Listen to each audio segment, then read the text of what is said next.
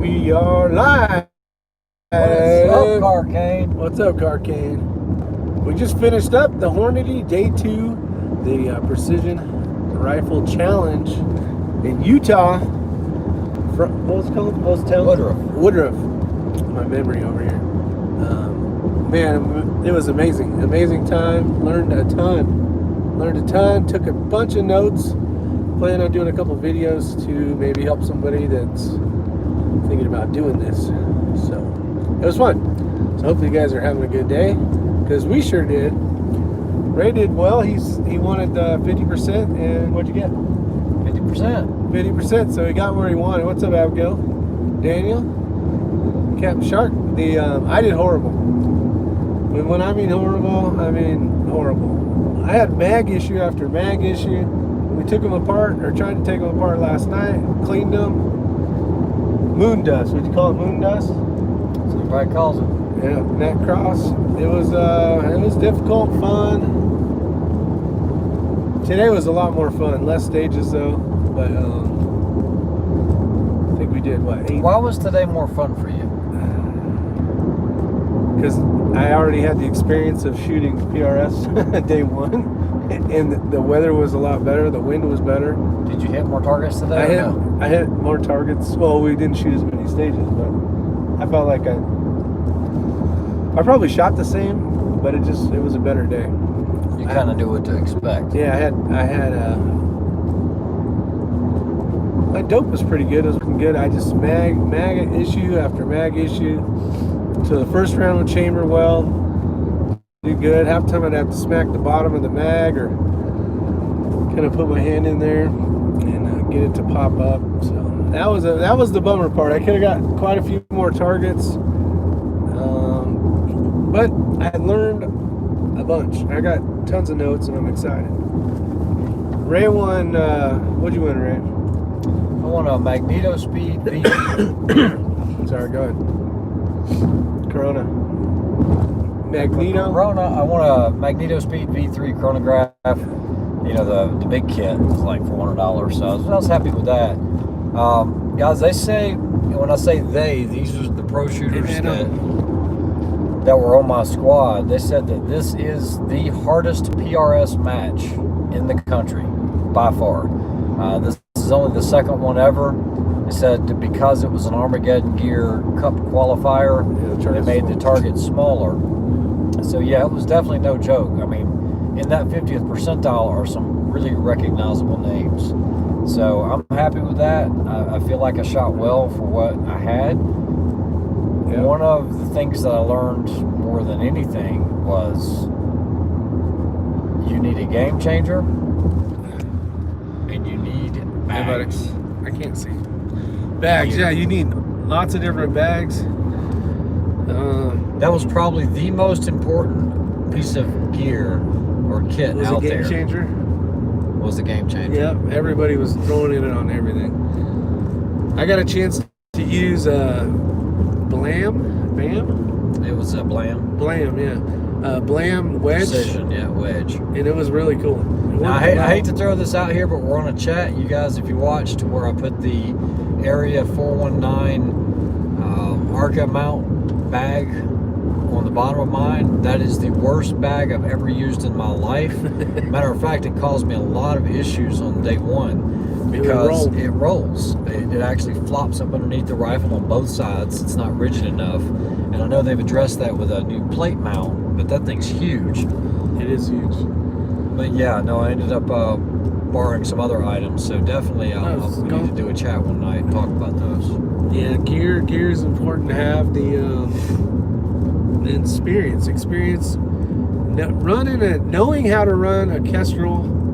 Like when I'm saying knowing how to run one, I'm not saying I know how to run one. I'm saying the more you know how to use a Kestrel, if you're using a Kestrel, and be able to do things like figure out speed. We had a mover. I got to shoot a mover. Obviously, Ray got to shoot a mover as well. What you got, like 8 out of 10 or something? Yeah, I did well on that one. Yeah, I got 1, but I only got to shoot it like 2-3 times before it was all fumbling with the damn mags. I wasted so much time on the mags. So, but I learned, and I kept learning, and I kept writing down stuff that I learned. There was one stage that I did, it was a long range one out to, I think it was like 1375 was the bear. Okay, the bear, and then I dialed my dope back. But I only went to 0. I needed to go all the way around again, one full rotation. So I got on the next stage. I had all my wind figured out. That's why we set the 0 stop on it. Yeah, but I just went to the 0. I didn't check the 0 stop. That's just shit I learned. You know what I mean? That's part of the stuff I wrote down. But I was like, oh, I'm gonna crush this one because it was fairly close targets. It was like 307 or 350 and 355 or whatever it was. I can't remember without looking at the thing. I'm like, oh, I'm gonna do great, and I'm like, I can't even find it. I can't even. I'm shooting, and I'm like, I can't even see my impacts. They're not even close. And then shot like 3 rounds. And then the guys all check your dope, and I'm like, oh. By then it was too late. Between fumbling with mags, so that was a big issue. So if I didn't have mag problems, I would have done a little bit better. But I had a great time. I enjoyed it. The people in my squad were great. They, if you saw that one video, there was camera guys all over the place and a whole bunch of top shooters. Ray had a bunch of top shooters in his squad as well. But I got interviewed for some whatever that Ruger guy's name is. I can't remember now. But he has like a TV show or something, so it's kind of cool. But I just basically told him what it was, talked about the event being the first time I ever shot it, and it was enjoyable. I had fun. I had a smile even when I missed. So what's up, Daniel? Are you going to do it again? Oh, hell yeah, I'm doing it again. I don't know when. I got a rifle that I'm going to be working on gating, so hopefully that shows up soon. What's up, Richard? I did enjoy it, and the country out here is beautiful. There's not a tree in sight. So one of you guys had commented on Ray's channel. I won't say what it was because it might offend somebody, but that was a funny ass comment. It's about trees and beautiful women. Beautiful women. So I'll leave it to go find that one. How y'all play? It's rated 50%. I was at the bottom. I didn't come in last place, but I might as well have. There was, I think, 4 people that got disqualified, so I wasn't one of those, which was even better. But I learned a ton of valuable information, and I got to just get videos out there and do them and talk about them, and then hopefully if you guys are interested in that kind of stuff, you'll get a little more insight. Me and Ray were talking, and he's saying if you start off with a huge match, you know, you're going to learn a ton, and then pretty much everything else is going to be easy. Guarantee it. And then I'm kind of in the mindset of, you know, kind of putting your toes in the water a little bit before you go diving in, and kind of learn a couple little things at once. So you never been to a big one? It's Clinton House, I think, somewhere. Dang, bad cell phone. Yeah, we're in the middle of actually we're back in Wyoming, I believe. Headed to Utah, get on an airplane. Tomorrow. Give me a ticket for an airplane. Don't we sing so close we're gonna get demonetized. I'm just kidding. Other than that, I got a couple cool things. This is a waterproof, dust-proof deal. So, guys, moon dust. And I'm serious when I say moon dust.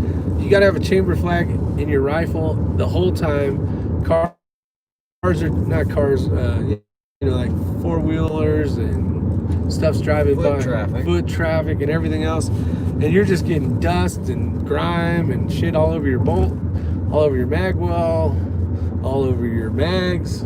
So this is a pretty cool cover, but it's waterproof, rainproof, dustproof, and all that stuff. And then I got, that's back there, it's for putting your ammo for your shells in there instead of having them in the plastic boxes. So that is that. We'll update you guys when we get to better service. We'll have some fun, and see you guys in a little while. A couple hours maybe. No, we got stuff to do, but sometime tonight. All right. You guys take care.